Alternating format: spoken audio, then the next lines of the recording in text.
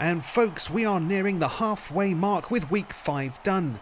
And a combination of coach casualties, insane bunnies and corrupt administrators have resulted in a week where everyone has participated without suffering more than they deserve.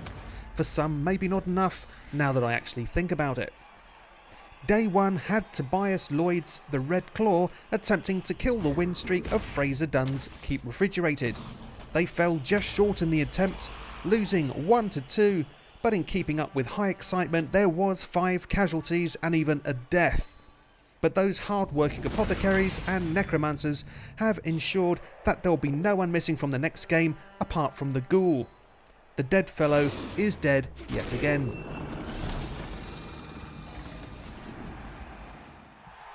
Also eager to kick off the week were Alex Uckhart's Stygian Rude coming out marginally above our other undead team, Ian Nibb's Underworld AllStars. A fairly passive game and both teams only injuring a single player. There was a couple of stray wizards in the crowd, one maybe should have paid a little more attention, the other was able to barbecue a nice white with a little touch of static. The smell would have turned even the strongest stomach.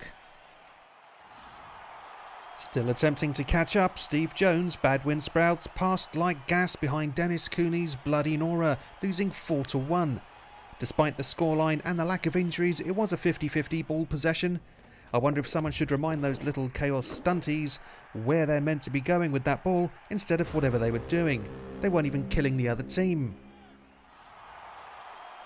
Next up we had Rob Young's The Ladyboy Lacerators coming out victorious over Mark Campbell's The Copperheads in a 2-0 bout.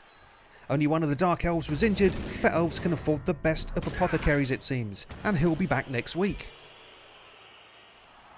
In our next match, Hamar Leonardo, Labrador Bees, Kingdom Drunkers felt bad for Nick Robinson's Psydark Slackers and allowed them a 1-0 victory.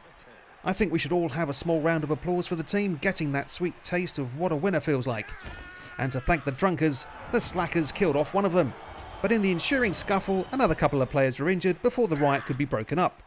Let's hope the broken neck for the human isn't too serious. At least the Bretonians were able to revive one of their injuries. And in our final match of the week, yes folks, we actually had everyone competing this week. Matthias Gunnarsson's Swedish Vikings showed Daveman Shaveman Latham's Fangorn Fell a 2-1 victory. Despite going for some fouling and having players ejected, the Vikings were only able to inflict a single injury. Even the pansy tree-hugging Wood Elves managed to get 2 injuries. That rookie War Dancer will be looking at more issues with that smashed knee, and I bet the coach was hoping for a full team next week. An equaling damaging injury with a smashed knee to the Vikings passing lineman. Well, as the lazy announcer couldn't be bothered posting quickly, I wonder how many of next week's matches have already been scheduled. Who knows? Who cares?